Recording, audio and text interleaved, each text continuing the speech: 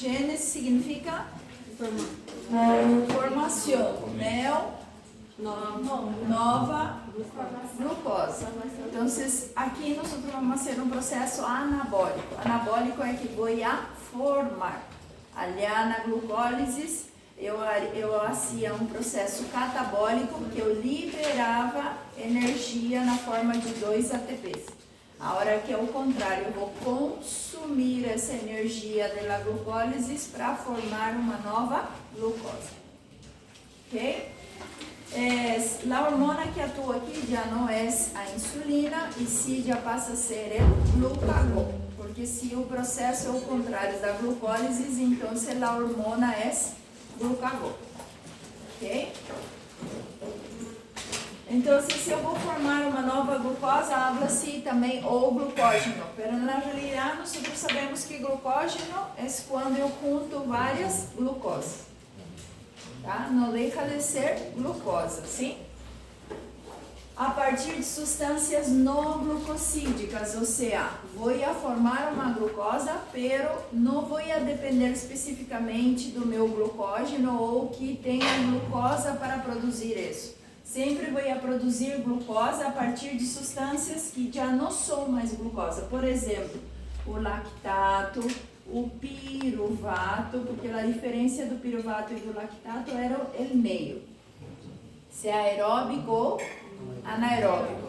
Então, você pode usar tanto o piruvato como o lactato. Pode usar também para produzir uma nova glucosa, o glicerol. De onde vou receber esse glicerol?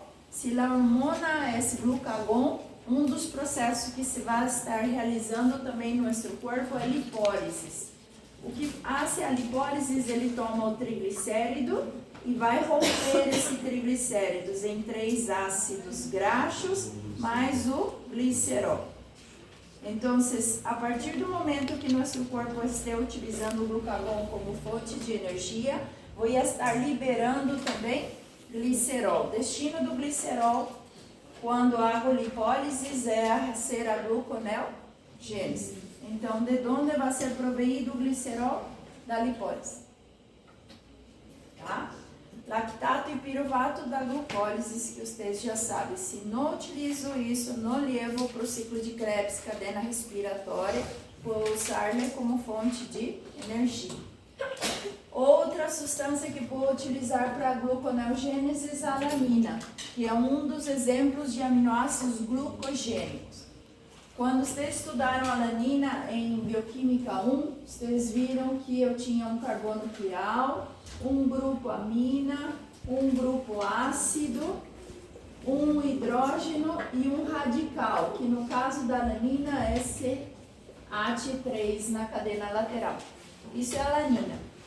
Agora, para a alanina virar piruvato, eu necessito retirar o grupo amina. Aí hago esse processo por um processo conhecido como transaminação, que vocês vão ver quando entremos no metabolismo de aminoácidos. Transaminação é transferência do grupo amina. Então, eu retiro esse grupo amina dessa estrutura da alanina e passo a ser piruvato. Tá? Se eu fizer a transaminação, eu viro piruvato.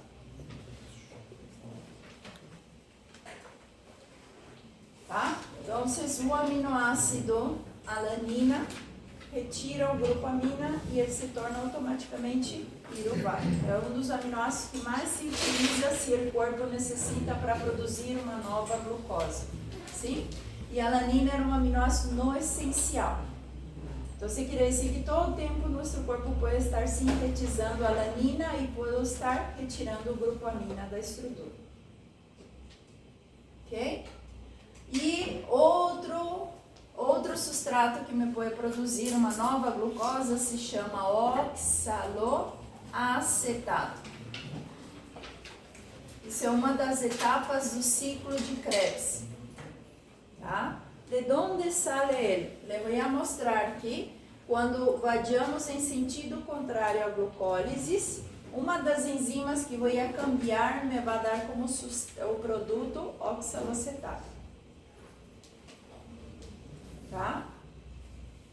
é uma das etapas do ciclo de Krebs. Toda vez que meu corpo não esteja necessitando ingressar no ciclo de Krebs, então o substrato do ciclo de Krebs pode entrar pelo contrário da gluconeogênese e ser alimento para o processo. Tranquilo? Isso é oxaloacetato. Tá? Vamos escutar muito sobre isso, tem muitas áreas de importância para nosso corpo também, tá? Bueno, processos onde ocorre a gluconeogênese no citoplasma da célula, sempre no citosol. Citoplasma e citosol é a mesma coisa, sim? Agora, matriz mitocondrial, em que situações? Se por aí eu buscar o oxalocetato do ciclo de Krebs, porque o ciclo de Krebs ocorre na mitocôndria, tá? Mas, principal área é citosol, onde ocorre o processo. Função. Para que serve a gluconeogênese? Me permite, por exemplo, se estou em ayuno, dar-me glucose. Não só da reserva do glucógeno, mas também desse processo chamado gluconeogênese. Então, se sou normal, eu não posso fazer hipoglicemia, porque tenho dois mecanismos para manter a glucosa em meu sangue. Um é estar liberando minha reserva do hígado e outro, estar produzindo esta nova glucose através de outra substância. Então, você pode sobreviver sem carboidratos, sem açúcar, sim. Tá? Então, nossa máquina é perfeita. Então, se hago um ayuno, tenho que manter com os níveis normais de glicemia. Isso quer dizer que meu corpo atua de forma normal. Agora, se me quedo sem comer e começo a ter os signos e sintomas de uma hipoglicemia, então eu não sou apto a quedar sem carboidrato ou quedar sem comer, sim? Outras situações também que ele pode atuar esse processo é quando eu não aporto a minha dieta carboidrato, a famosa dieta keto ou dieta ceto ou low carb, que é toda a mesma coisa. O que estou retirando da dieta é carboidrato, tá? Outra situação que eu utilizo isso também é numa atividade que esteja sendo lactato, por aí falta energia ao corpo, entra glucagon e eu posso estar utilizando isso como fonte de energia. Quem não pode quedar sem açúcar? Tá? Entre os órgãos que não pode nunca faltar açúcar é o tecido, o cérebro, as neuronas, sim? Porque, como les dije, fonte de energia para o cérebro imediato é glucose. Agora, ele tem outra fonte que pode utilizar, que são os corpos cetônicos. Pero, para que eu passe a utilizar corpos cetônicos, primeiramente eu tenho que metabolizar as proteínas e os lípidos e produzir corpos cetônicos, e aí os corpos cetônicos o cérebro pode passar a utilizar. Pero aproximadamente em corrente sanguínea para entrar na presença dos corpos cetônicos que realizei, leva aproximadamente 16 horas. Então, nessas 16 horas que eu não comi nada, não comi carboidrato, o meu cérebro tem que estar sendo cuidado pela gluconeogênese e pelo glucógeno de reserva. Então, depois de 16 horas, sim, o cérebro pode começar a utilizar corpos cetônicos. Ok? E os eritrocitos. Os eritrocitos são os glóbulos rojos, tá? As hemácias. Só eles podem utilizar glucosa, porque os glóbulos rojos não têm, lembram, não têm núcleo, uma célula nucleada e tampouco tem mitocôndria. Então, se eles não têm mitocôndria aí adentro, eles não podem utilizar nem as proteínas nem os lípidos como fonte de energia. Então, a única coisa que os glóbulos rojos realizam é glucólise. Então, o mínimo de energia que os glóbulos rojos realizam é glucólise. E sim ou sim, para fazer glucólise, eu preciso ter glucose.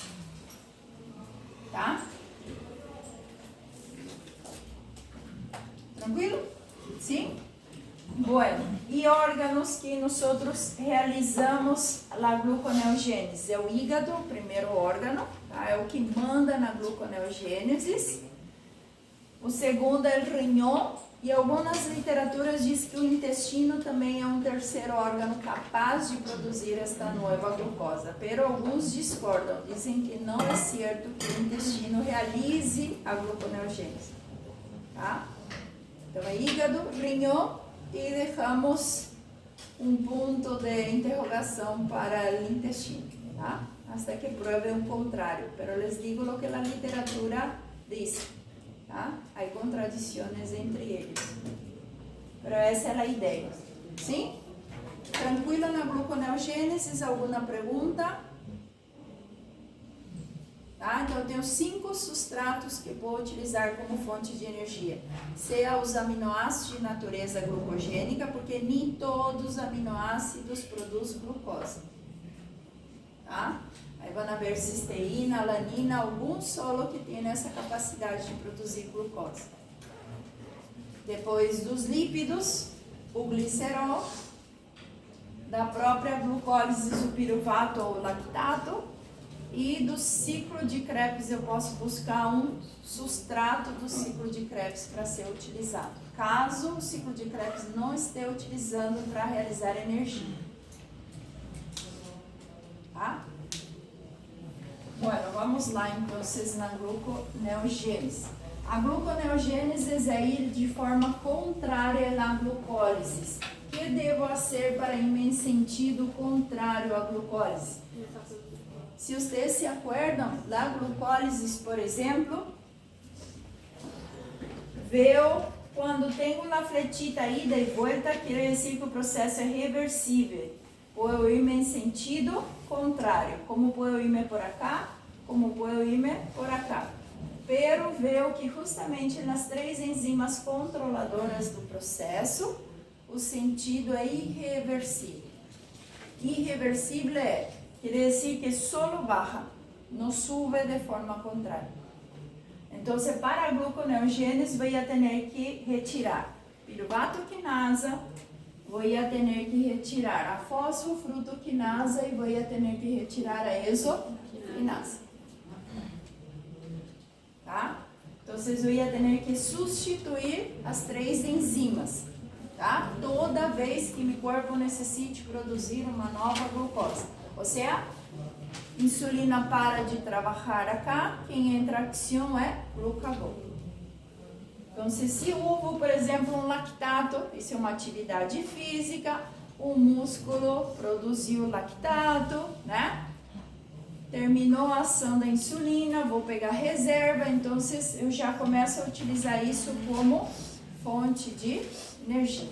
Onde eu vou levar o lactato, por exemplo? Para o hígado, e o hígado vai fazer a gluconeogênese que vocês viram justamente no ciclo de Cori para não acumular lactato.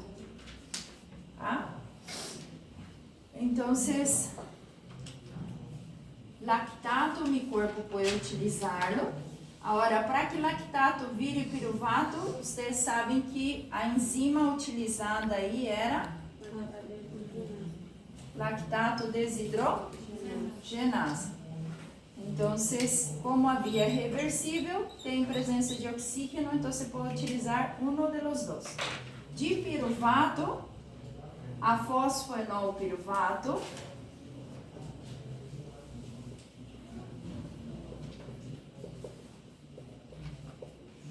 a via é irreversível. Aqui, por exemplo, se eu barrava, a enzima que atuava aqui era piruvato quinase. Então, se barro, atua piruvato quinase. Agora, se subo, não pode ser ela. Então, eu retiro ela e para ir nesse sentido contrário,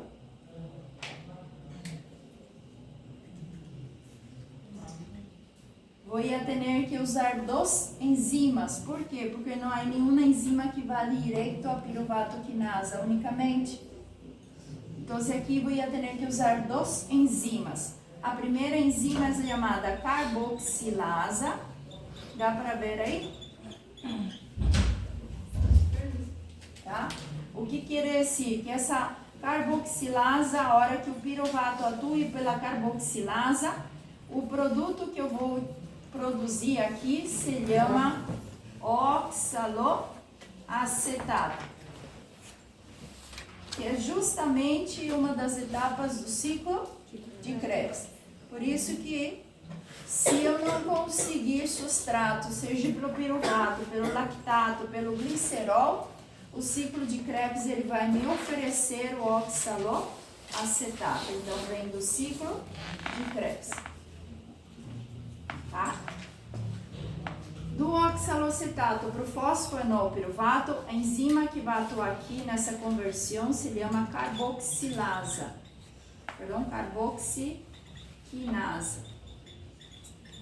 É muito parecida a las dos. Mirá que eu não estou poniendo nem o substrato na enzima para não ter tanta complexidade. Sim? Aqui estão as duas enzimas. Ó. Nós queremos ir do piruvato ao fosfoenol piruvato. Como não tenho uma única enzima para fazer essa conversão, tenho que usar duas enzimas. Então, primeiramente, o piruvato tem que se transformar em oxaloacetato. A enzima é carboxilasa. E de oxaloacetato a fosfoenol piruvato, a enzima é carboxiquinasa. Tá? Mirá que eu só estou dando o nome da enzima, não o nome do substrato.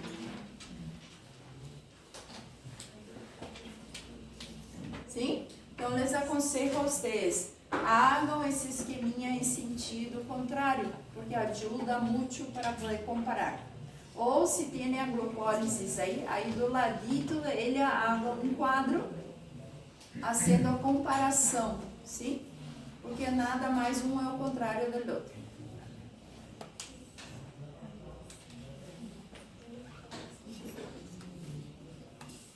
Bueno, cheguei então ao fosfoenol piruvato, sim?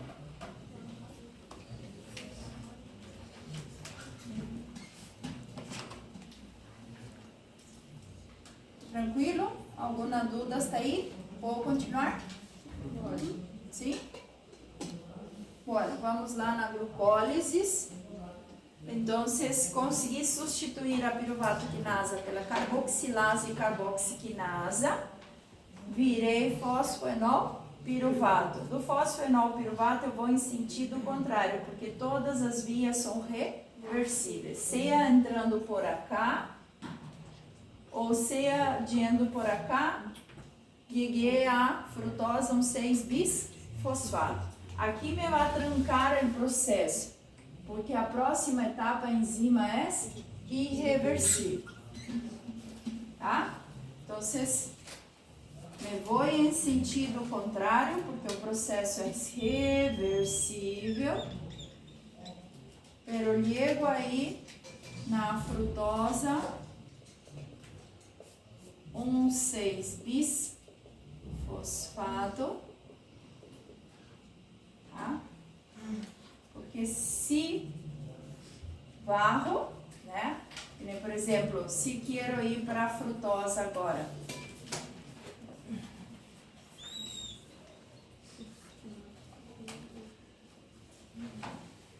Para a frutosa 6-fosfato, tá? Eu retirei então a frutosa fosfo fruto quinasa. Lo que vou agregar agora aí em substituição dessa enzima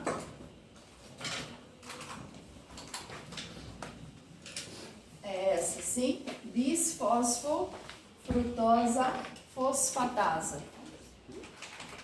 Vamos ter, neste caso, saber o substrato anterior, porque há duas fosfatasas aí, tá? Então, posso chamar ela de frutosa fosfatasa.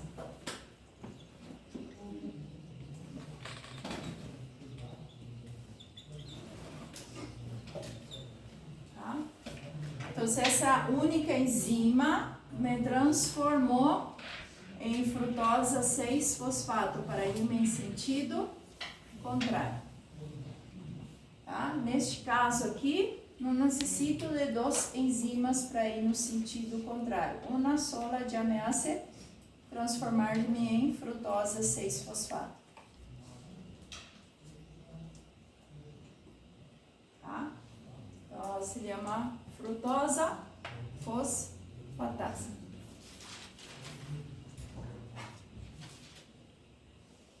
Então, volviendo a glucólise, me transformei em frutosa 6-fosfato. Aqui o processo é reversível da frutosa para virar glucosa 6-fosfato, pero para a glucosa 6-fosfato se tornar glucosa é irreversível. Então, pongo a fletita de ella, yendo em sentido contrário, pero quando chego a glucosa 6-fosfato, para tornar-me glucosa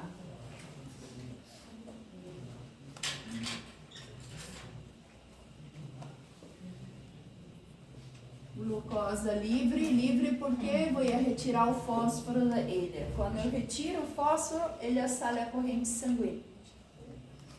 Tá? Lembra que a insulina coloca dentro da célula. O glucagon, ele joga para fora da célula. Então, a partir do momento que retira o fósforo, a glucosa sim ou sim sai da célula. Por isso a importância de fosforilar a glucosa. Tá? Então, a enzima que vai atuar aqui na glucosa 6-fosfato para tornar-se glucosa livre, que é quando eu tinha a participação nesse sentido, que era exoquinasa, retiro ela e agrego agora a glucosa 6-fosfatase.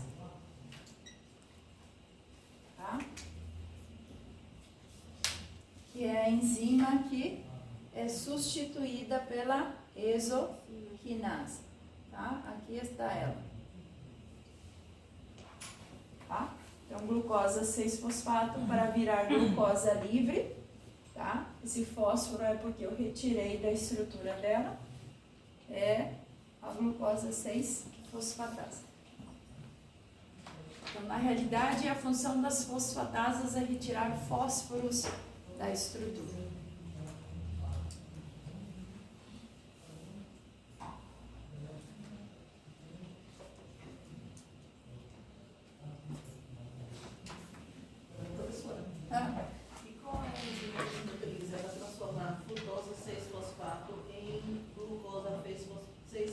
Isomerasa, porque o sentido é reversível. Se é reversível, é a mesma enzima. Tá? Aqui está ela, isomerasa, frutosa, glucosa. Tá? Ela pode ir, como ele pode volver, é a mesma enzima, desde que tenha sentido ida e vuelta. Tá? Eu não puse as enzimas que vão em sentido contrário, porque eles sim ou sim têm permisso, sim? Para não confundir. O ideal aqui é que vocês possam sempre levar em conta que se me vou a uma gluconeogênese, salgo já da insulina e vou em sentido contrário à glucose. Para irme na gluconeogênese, tenho que substituir as 3 enzimas que me impedem de ir em sentido contrário. E as 3 enzimas que me impedem para ir em sentido contrário é justamente as enzimas controladoras, ou as alostéricas. Vocês já viram que era piruvatoquinasa, fosfofrutoquinasa e exoquinasa. A partir do momento que retiro as 3, então você entra em ação carboxilasa, carboxiquinasa, frutosa fosfatasa e glucosa 6-fosfatasa.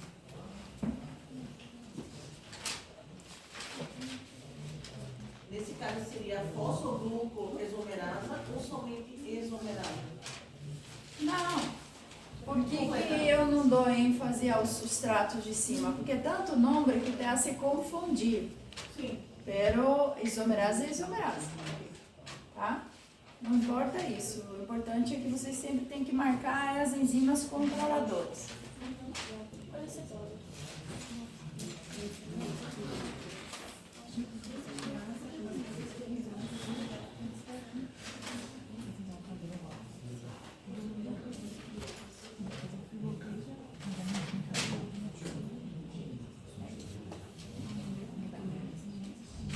Tranquilo? Então, se aí onde tem glucólises, hagam também o esqueminha em sentido contrário, sim? Ponham o nome das enzimas. Esse esqueminha aqui ajuda bastante depois para estudar para a prova, sim?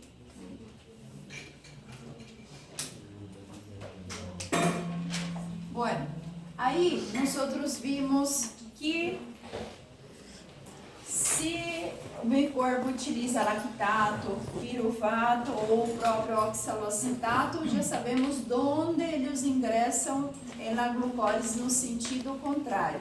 Agora, se é a alanina, que vocês viram que o aminoácido vira piruvato, ela vai ter uma via de entrada aqui, ó, pelo próprio piruvato, sim? Aí era aquele processo que ele havia dito a vocês. Ela vai fazer um processo chamado transaminação, que a enzima que vai atuar aí são as transaminasas. Inclusive, no hígado, nós fazemos essa conversão, que é para produzir aminoácidos não essenciais, que é a famosa GOT, GPD, TGO, TGP. Quem hace um perfil hepático para ver o funcionamento do hígado, essas duas enzimas que são destinadas a transferir o grupo amina também são as responsáveis para produzir aminoácidos não essenciais. Tá? Então, a partir do momento que eu tenho a piruvato em meu corpo, por exemplo, queira utilizar ele como fonte de energia, o piruvato entra no ciclo de Krebs, cadeia respiratória. Agora, se ele não quer produzir energia, esse piruvato, por exemplo, se o corpo demanda ou necessita de energia, eu posso utilizar ele. Outro escape que ele pode dar ao piruvato é que o piruvato pode sintetizar novos aminoácidos, e seria também a síntese de proteína. O que vai demandar é qual a necessidade do corpo. Se é a insulina que está no controle, glucagon que está no controle, mas eu tenho vários escapes. Tá? Então, esse piruvato, ele pode transformar-se em alanina. Ou alanina transforma em piruvato. O processo é chamado de transaminação. As enzimas são as transaminasas. Tá? Depois vão estudar mais adelante. Então, aqui vou utilizar se são de origem de aminoácidos glucogênicos, ou posso entrar justamente lá nas triosas. As triosas eu tinha o gliceraldeído, 3-fosfato. Triosa era quando eu dividia a minha hexosa em duas triosas. E aí eu tinha dihidroxicetona fosfato. Né? Inclusive, na glucólise, se eu escapasse por aqui, eu ia sintetizar o glicerol. Você acorda? Eu disse que se eu vou pela glucólise, tem que virar também gliceraldeído. Inclusive, aqui havia uma reversibilidade, ou seja, era reversível virar um ou virar outro, para mim continuar na via da glucólise. Pero, se eu escapava, porque aí uma glucólise anabólica, então o excedente eu levo para produzir glicerol. E é justamente aí nesse glicerol que se llego a ter o glucagon em ação, o glucagon também hace lipólise. Lipólise é rompo triglicéridos, vou liberar os 3 ácidos graxos, mas também eu vou liberar o glicerol. Então, a entrada do glicerol é pela dihidroxicetona, via IS reversível. Depois vamos ver mais adelante, quando entremos no metabolismo dos lípidos. é uma enzima chamada desidrogenase que vai ser essa transformação. Tá? Mas é aí onde recibo o glicerol. Então, todo entra pela glucólise de forma invertida, que é a gluconeogênese. Tá? Órgãos que realizam esse processo é o hígado, rinhão e intestino. Músculo jamais vai ser esse processo, sim? Primeiro, porque o músculo não tem justamente essa enzima, a glucosa 6-fosfatase. Porque se o músculo tivesse, ele também ia jogar a glucosa para a corrente sanguínea, seja da reserva do músculo ou seja para realizar a gluconeogênese. Tá? O que falta para o músculo, como eu disse a vocês, é um órgão egoísta, mas na realidade ele é egoísta porque ele tem ausência desta enzima glucosa 6-fosfatase. Então, quando ele recebe a glucosa, ele já fosforila a glucosa.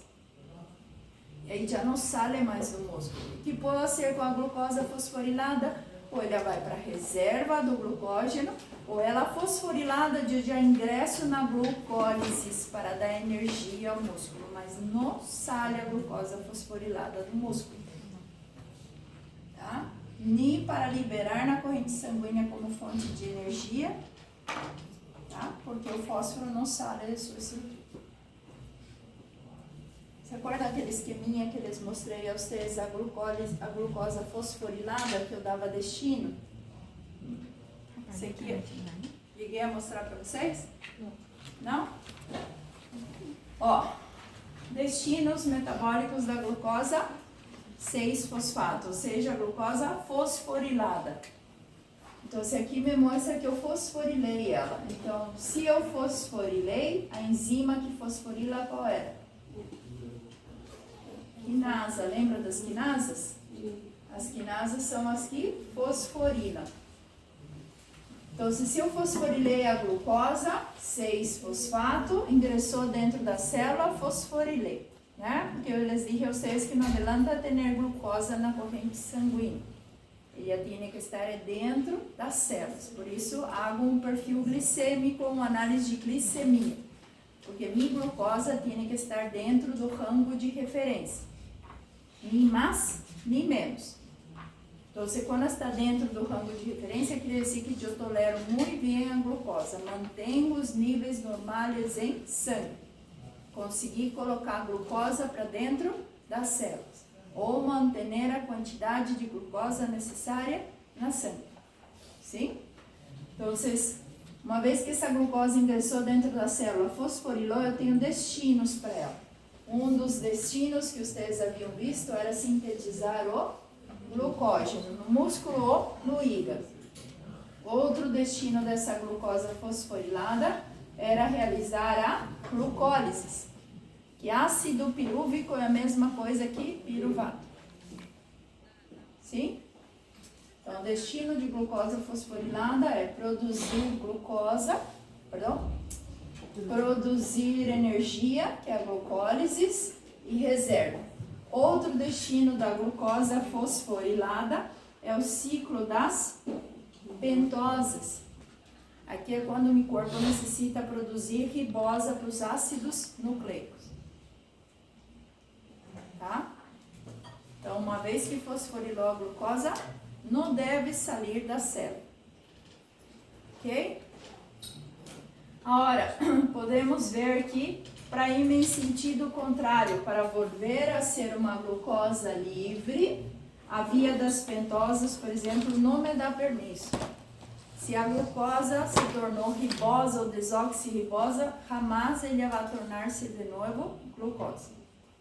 Então, se foi para essa via, não é energia para o meu corpo, é para produzir os ácidos nucleicos.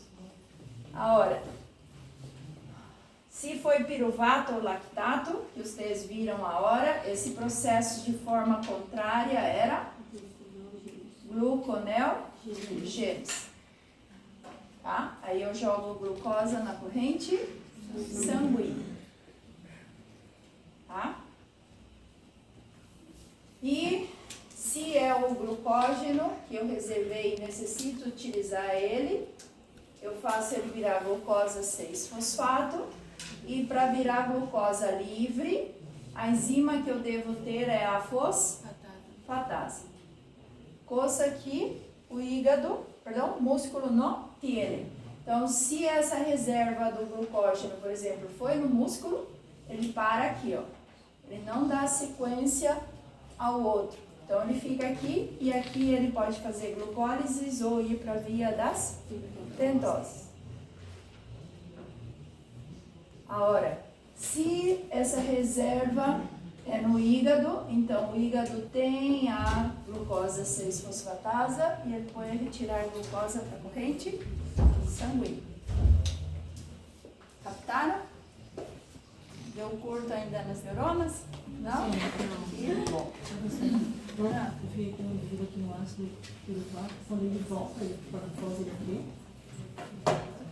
Se o piruvato vira glucosa 6-fosfato, eu estou fazendo gluconeogênese. Tá? Sentido contrário. Gente, produziu piruvato, produziu lactato, você fez glucólise. Agora, se eu usei isso como fonte de energia, então eu fiz gluconeogênese. Tá?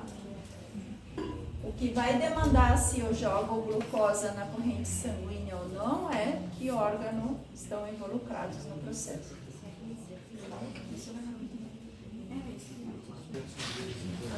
Tá? Esse esqueminha é bom que vocês também ponham no caderno. E aí o que vocês podem pôr é que a via das pentosas, vocês aclarem aí que a produção da ribose e desoxirribosa, se tiverem dificuldade, sim? E se eu descer totalmente, eu fiz glucólise. Se eu subir totalmente, eu fiz gluconeogênese. As pentosas só para me anotar. Ribose. Ribose e desoxirribose. São os ácidos nucleicos. Tá? Pentosa é C5H10O5. Tá? Glucosa é C6H12O6.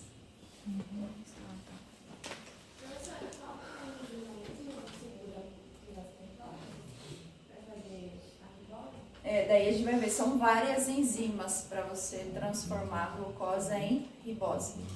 Tá? A gente vai ver aí, tem a via das pentosas.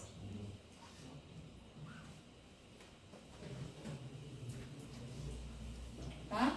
Vocês podem aclarar pelas fletitas, vocês têm que entender, é um sentido, é um processo, outro sentido é outro processo. Se eu formei glucógeno é o quê? Glucógeno, gênese. Se eu rompi o glucógeno é? Glucógeno, lisis. Se a glucose se tornou piruvato é? Glucólise. Se o piruvato transformou em glucose é? Gluconeogênese. Sim? Aqui eu tenho 4, 5 processos demonstrando o destino da glucosa uma vez ingressada dentro da célula. O que vai demandar para onde foi é que hormona está no controle. Se a glucosa vira piruvato, é como é que você falou? Se a glucosa vira piruvato, sim. Vamos, gente. Por isso, haga o esquemita e escreva o processo que a flecha está indicando.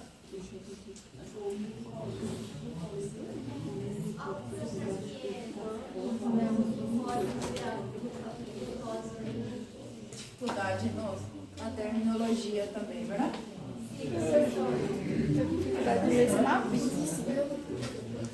Ó, vamos lá.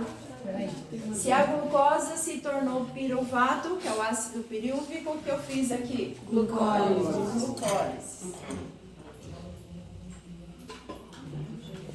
Se o piruvato se tornou glucosa, que processo eu fiz aí?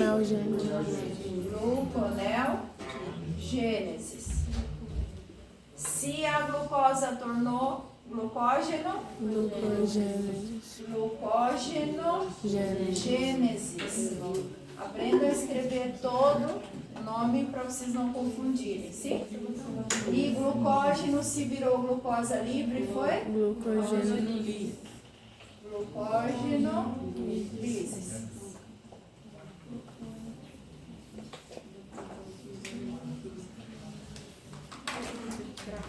Tá? Inclusive aí vocês podem colocar, se eu fiz gluconeogênesis, que hormona está aqui no controle? Insulina. Gluconeogênesis, glucagol. Na glucólise, no glucogenogênesis, insulina, porque reservei. Se eu rompi o glucógeno, glucagol. Tá? E na via das pentoses, professora, aqui é insulina também, sim? Indiretamente é insulina. Tá? A insulina está relacionada a todo o processo, em sua grande maioria, anabólico. Tudo que houver formação, geralmente a insulina está no controle. O único que ela está no controle aqui é a glucólise, que é o mínimo de energia que ela dá. Mas a insulina é uma hormona anabolizante. Glucogenogênese. Tá? Ela só vai dar energia para você se você fizer trabalho. Você se mover, aí sim ela cumpre em dar energia para o teu corpo. Agora, você comer e não gastar o que você comeu, então ela reserva em líquidos. Tá? Ela ajuda a sintetizar proteína, ela ajuda também a fazer a via das pentosas, né? É solo reserva, ela faz outros processos metabólicos anabólicos. Tranquilo? Bueno. Não? Aí é o que eu volto a insistir com vocês. Se já dominam, entenderam bem glucólises, agora tenta dominar gluconeogênese. Como? Vejam vídeo, internet, busquem o processo, até vocês mastigarem um pouquinho mais. Quanto mais vocês buscarem entender o processo, melhor. Qual a importância de realizar? Posso apagar, né? Sim. Não? Sim? Se não põe no anterior e quita uma foto quem não conseguiu copiar. Copiaram? Pode apagar. Tá? Já tirei foto já. Vou mandar no grupo. Ó, esse é a via anterior. Se não quitaram foto, quitem. Já tirei, professor. Já? Eu vou mandar no grupo aqui. Se alguém quiser mais tirar. Ih, mas não tem como mandar porque tá restringido. Aí lá Restringido. o grupo. Não é esse. Ah, não, eu tô abrindo errado. Tá escrito segundo semestre. Aqui tem dois. Eu abri errado. Pronto, achei o certo.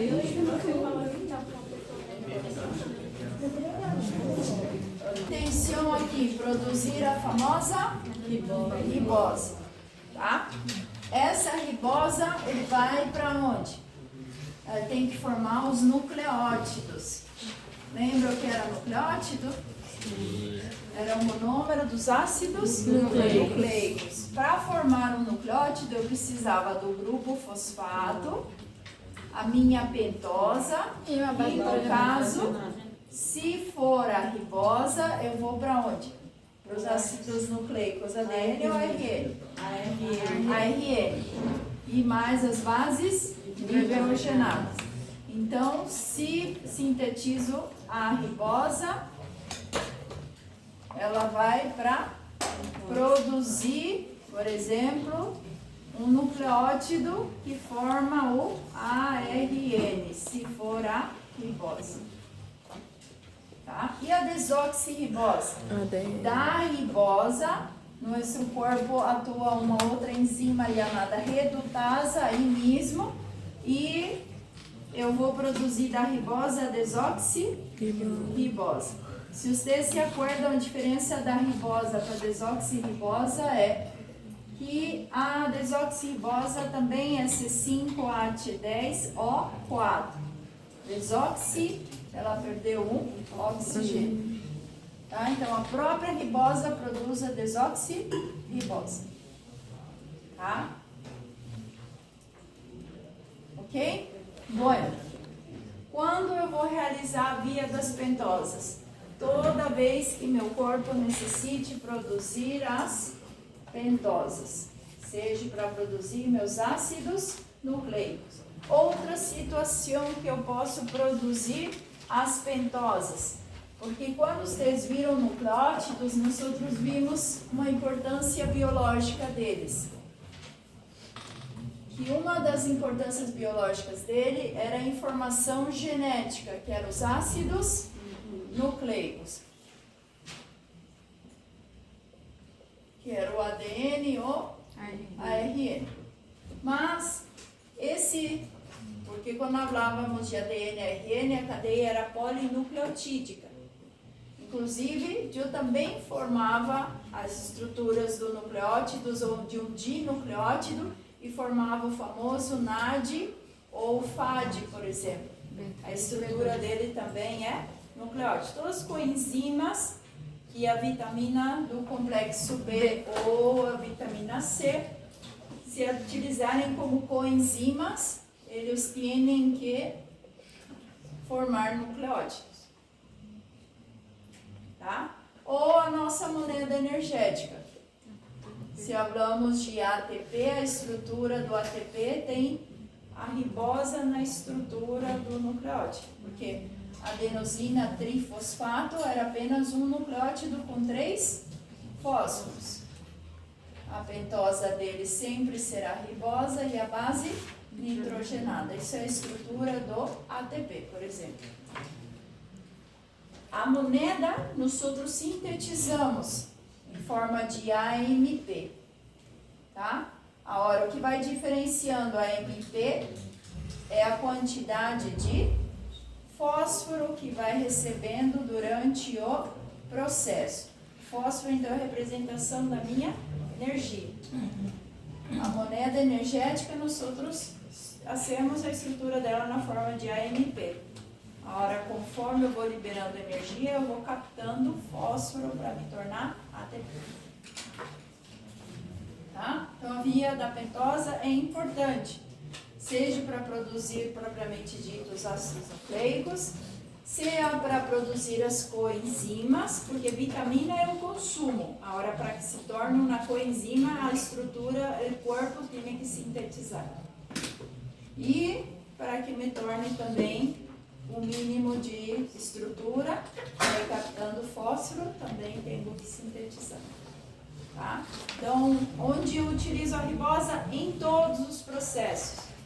Onde se utiliza a desoxirribosa? Solamente no ADN. Depois, todas as pentosas das estruturas é ribosa. Quem manda no nosso corpo é ribosa. Tá? Então, por isso que se vê mais ênfase para a ribosa, sim?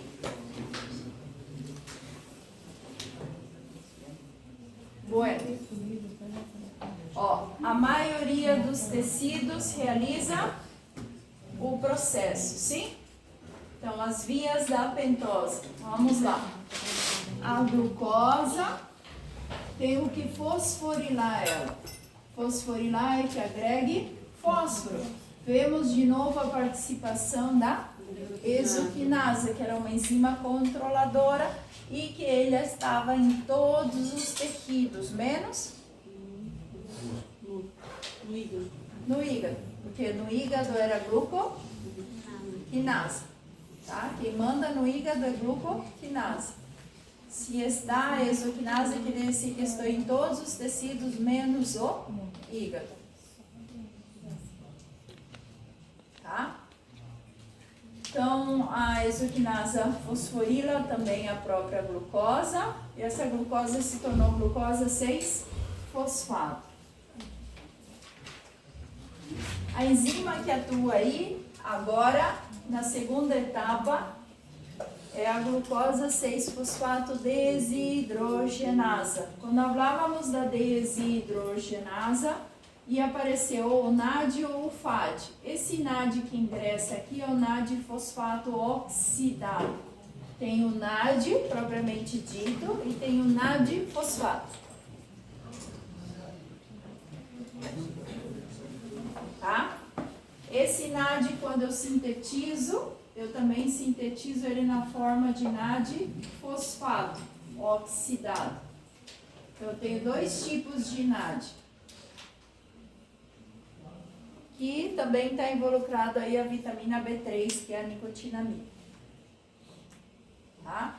Só que esse NAD fosfato, ele tem outro destino, ele vai cumprir a mesma função, porque a enzima que está aqui é a desidrogenase. Então, eu vou retirar hidrógeno dessa glucosa e vai se tornar gluconato. Que isso aqui, num processo para o outro, é retirada de hidrógeno. Então, entrou o NAD fosfato oxidado e saiu o NAD fosfato reduzido.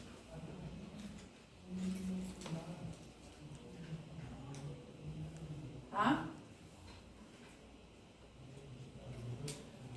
Terceiro processo, essa glucose 6-fosfato que se tornou agora gluconato, vai ter de novo a segunda ação de uma desidrogenasa, ou seja, vai entrar de novo outro NAD fosfato oxidado e vai sair outro NAD fosfato reduzido. E nessa segunda oxirredução, eu retiro um dióxido de carbono. Se eu retirar o dióxido de carbono, eu já não sou mais C6H12O6. Eu já sou C5H10O5. O que eu produzi primeiramente aqui é a ribulose. Ribulosa, para me tornar ribosa, a diferença entre ambas é que uma tinha cetona na estrutura e outra tem aldeído. Então, a enzima que atua aqui, como vocês já conhecem, é isomerase. Então, primeiro se sintetiza a ribulosa, que é grupo funcional cetona, depois me torna ribose. Tá? O fósforo já está na estrutura. Quem donou o fósforo foi justamente a exoquinase. Então, quer dizer que entrou aí, se foi exoquinase, entrou ATP e saiu na forma de ADP. Tá? Só não tá aí. Mas o fósforo, quem donou foi a exoquinase. Sim? Então, minha intenção aí na via das pentosas é produzir a ribose. Aí podemos ver que o processo continua. Esse é o famoso escape depois da via das pentosas. Se por aí liguei a produzir ribose e está vindo outra glucosa para continuar o processo e não estou necessitando mais de ribosa nem de outros tipos da desoxirribosa no caso, por eu estar tentando produzir outro monossacárido, porque quando falávamos de monossacárido, mínimo os monossacáridos podiam ter 3 carbonos hasta 7 carbonos em sua estrutura. Só que nossa alimentação está baseada nas hexoses. Então, se eu quiser uma pentosa, essa via. Se eu quiser uma triosa, eu ir nessa via. Se necessito uma heptosa, que são de 7 carbonos, aqui eu retiro. Inclusive aqui está pseudoheptulose.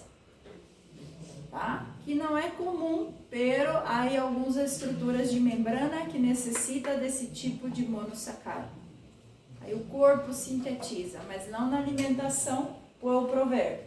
Ó, uma xilulosa era outro tipo de monossacárido. Aqui, por exemplo, tem 5 carbonos também.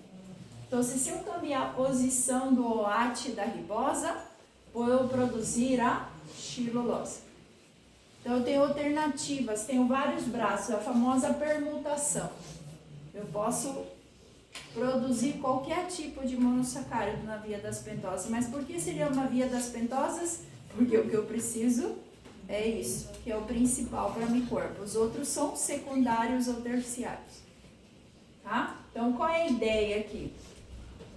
A ideia é, se entrou 2 moléculas de glucose, eu tenho 12 carbonos, ok? Sim? Chegando aqui, eu tenho a tendência na segunda desidrogenase de retirar o dióxido de carbono. Digamos, se entrou 2 glucosas, eu vou perder 2 carbonos. Então, quantos carbonos vai quedar? Com 10. Então, posso produzir uma ribosa como posso produzir uma xilulose. A diferença de uma com a outra é a posição do OAT na estrutura. Meu corpo não necessita nem de ribosa nem xilulose. O que hago com isso que é entrado? Vou ir ao segundo processo. Segundo processo, se soma o gliceroaldeído, ele tem 3 carbonos. E a pseudoepitulosa tem 7. Então, 3 mais 7 é 10. Se eu não entrei no primeiro braço, vou entrar no segundo. Então, eu estou perguntando. Se produzir uma triosa, me sobra 7 carbonos. Põe na cara. Não entrei nesse segundo braço. Quero entrar no terceiro. Aqui, a frutose, por exemplo, é 6 carbonos. E a eritrosa é 4 carbonos. Então, se dos 10 quero 6, me sobra 4. Nada se perde, tudo se transforma. Tá? Então, a via das pentosas, claro que a principal é ribosa, pero ela também é capaz de produzir qualquer outro tipo de monossacárido que o corpo necessite. Sim? Então, caso, por exemplo, é xilulosa 5, tá? Xilulosa é 5, aí o que ele fez aqui? Ele captou 5 mais 4, porque aqui há uma conexão entre as duas, que dá 9. Saiu 6, sobrou? Quanto sobrou? 3. Se eu juntei 5 mais 4, que aqui tem uma conexão, ficou 9. Saiu 6, sobrou 3. O gliceraldeído, por exemplo, é 3 carbonos. Permutação. Se acordam em matemática, fazer permutação é estar trocando os números. Tá? E aí, nós outros vemos uma fletita pontilhada. O que é quando nós outros vemos num processo metabólico pontilhamento? Sim? Isso é quando há excedente. De novo, nada se perde, tudo se transforma. O que eu faço? Frutosa era uma das etapas da glucólise. Eu mando excedente para glucólise. A gliceraldeído 3-fosfato era uma das triosas da glucólise. Eu mando para lá. Frutosa sobrou aí na via das pentoses, mando também para glucólise, assim como o gliceraldeído. Ou até mesmo a glucosa 6-fosfato, se ela não entrou na via das pentoses, porque era uma das etapas da glucólise. Então, o pontilhadinho, a principal via é essa, quando a linha é contínua. Agora, quando a linha é descontínua, quer dizer que é a outra opção que lhe dói quando há excedente. É o escape da via. Ok? Tranquilo? Então, outra coisa que é a importância da via das pentosas, a parte de produzir a ribosa e os demais tipos de monossacáridos, ou que o excedente dele evade a glucólise, demonstrando a lei de Lavoisier, que nada se perde, tudo se transforma. Eu também vou produzir aqui, nesse mesmo processo, NAD-fosfato reduzido. Isso eu consigo utilizar como fonte de energia na cadeia respiratória? Não. Solamente consigo utilizar como fonte de energia na cadeia respiratória o NAD reduzido. NAD-fosfato, ele tem outro destino. onde vai o destino desse NAD fosfato reduzido? Pois vocês vão ver que ao produzir isso, isso vai para a lipogênese.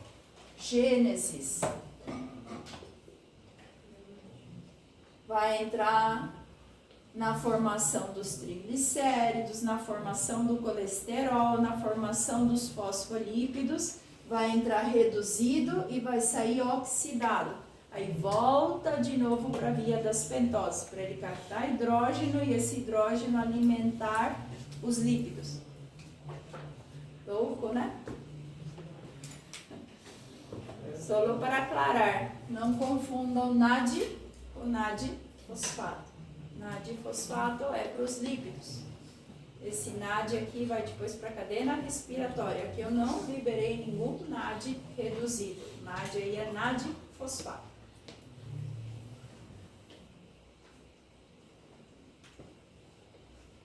Eu curto já os dois processos? É muita informação, verdade?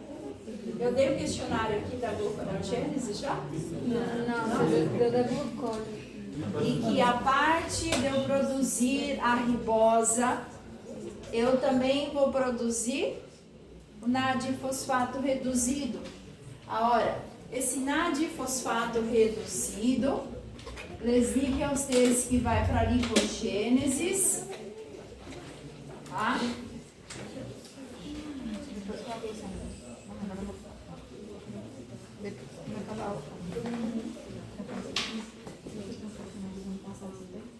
Pero também vemos esse mesmo NAD fosfato reduzido estabilizando a membrana dos glóbulos rojos. Quando falamos de membrana celular, nós falamos de uma composição. Qual é a composição da membrana celular? Fosfolípido. Só fosfolípido tem na membrana? Não, Tem uma parte proteica, uma doble capa lipídica. lipídica, sim? Os lípidos da membrana dela, como a companheira falou, dos fosfolípidos, também participam NAD fosfato. Porque se eu sintetizar fosfolípidos, eu também tenho que ter o NAD fosfato. Então, o NAD fosfato tem que estar presente na membrana das células. Se eu não conseguir sintetizar esse NAD fosfato reduzido, eu tenho inestabilidade na membrana dos glóbulos rojos. Isso me pode ocasionar um tipo de anêmia, que é a anemia hemolítica. Eu tenho vários tipos de anêmia. Eu tenho anêmia por falta de hierro, posso ter anêmia por falta da vitamina B12, posso ter anêmia por falta do ácido fólico, posso ter anêmia por parásito, posso ter anemia autoimune. Esse tipo de anêmia, tá? Ele também é uma enfermidade de origem genética, onde eu tenho falta de uma enzima que não conseguiu captar o NAD fosfato reduzido e trago inestabilidade à membrana dos glóbulos rojos. Que quem domina na membrana dos glóbulos rojos é lípido. Então, se eu não conseguir estabilizar esse lípido da membrana com a participação da liberação do NAD fosfato reduzido, o glóbulo rojo se torna inestável. Então, você pode romper facilmente. Isso é anemia hemolítica. Hemo, porque é no sangue, é ruptura do sangue. Quem manda no sangue é os glóbulos rojos. Tá? Então, esse é um tipo de anemia hemolítica, porque eu rompo os glóbulos rojos. Se eu rompo os glóbulos rojos, vou retirar daí a hemoglobina, porque a hemoglobina está dentro do glóbulo rojo. Guardem-se que anemia é o quê? Deficiência. Como eu pilho que uma pessoa tem anemia? O que descende no hemograma para que eu pilhe que o paciente tem uma anemia? Hemoglobina. Hemoglobina. Acuerde-se que hemoglobina é uma proteína. E essa proteína está dentro de cada glóbulo rojo. Então, se eu romper o glóbulo rojo, automaticamente eu vou perder a hemoglobina.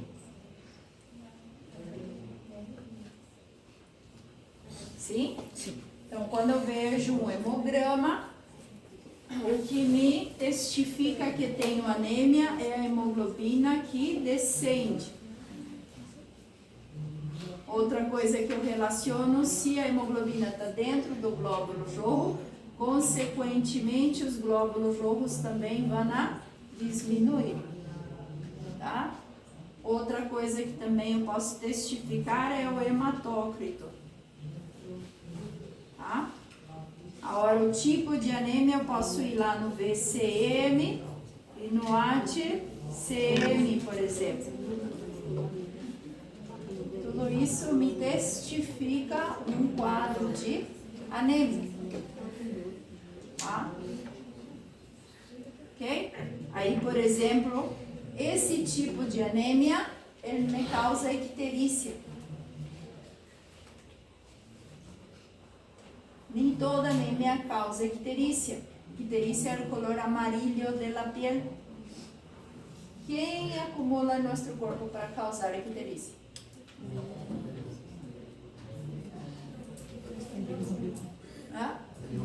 A bilirrubina. E a bilirrubina sai do metabolismo da hemoglobina. Para mim produzir bilirrubina, eu tenho que realizar o catabolismo da hemoglobina. Então, se eu romper os glóbulos rojos, vai aumentar a hemoglobina no sangue, consequentemente vai aumentar bilirrubina e vou ter a icterícia. Aí depois a gente vai ver o metabolismo do grupo hemo, quando eu rompo a hemoglobina para produzir bilirrubina. Tá? A maioria das anêmias não dá icterícia, dá palidez.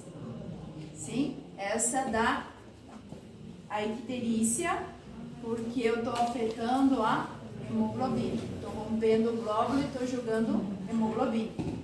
E o produto final da hemoglobina é sempre bilirrubina. Aí você fala, e qual é a relação com o hígado? Porque de onde nós outros vemos a icterícia?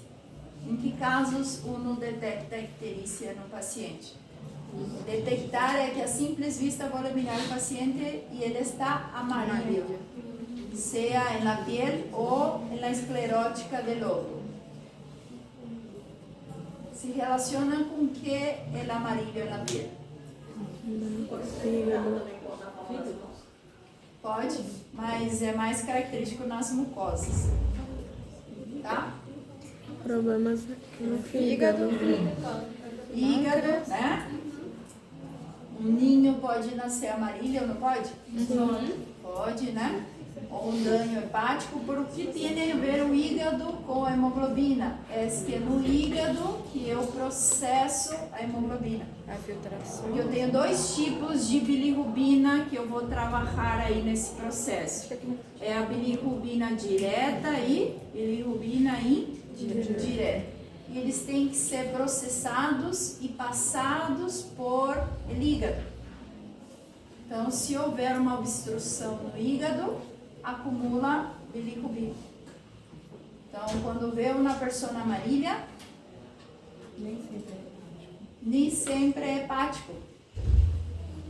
Então, se não é hepático, outra vertente é quando acumular a hemoglobina. Tá? O baço é o principal órgano que transforma a hemoglobina em bilirrubina. Mas dessa bilirrubina que eu produzi, o hígado tem que fazer dela direta. E solamente no hígado CA direta. Tá?